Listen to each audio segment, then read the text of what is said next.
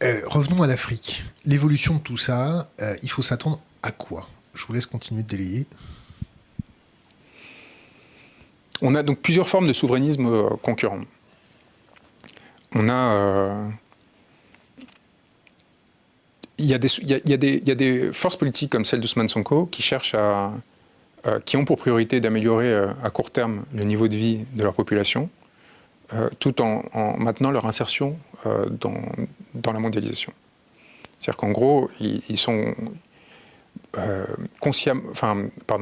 raison ou à tort, ils considèrent que le rapport de force est tellement défavorable qu'ils ne peuvent pas être en rupture avec le système existant. Il n'y a que des pays comme la France qui pourraient provoquer cette rupture. Et encore, c'est difficile.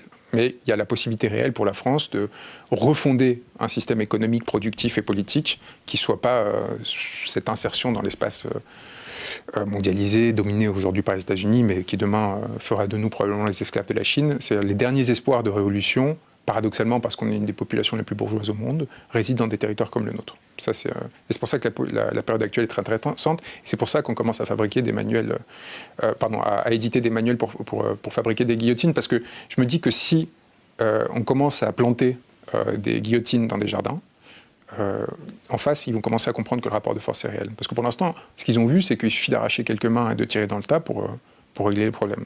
Donc en fait, si on ne comprend pas qu'à un moment donné, le rapport de force est paradoxalement la seule façon d'éviter la violence et d'éviter de se faire piller et de voir nos conditions de vie se dégrader au fur et à mesure, eh bien, il faudra en passer par une dynamique qui finisse par les inquiéter et par les faire trembler. Ce qu'avaient fait les Gilets jaunes en rentrant dans le 8e arrondissement, dans les centres des grandes villes, et ainsi de suite.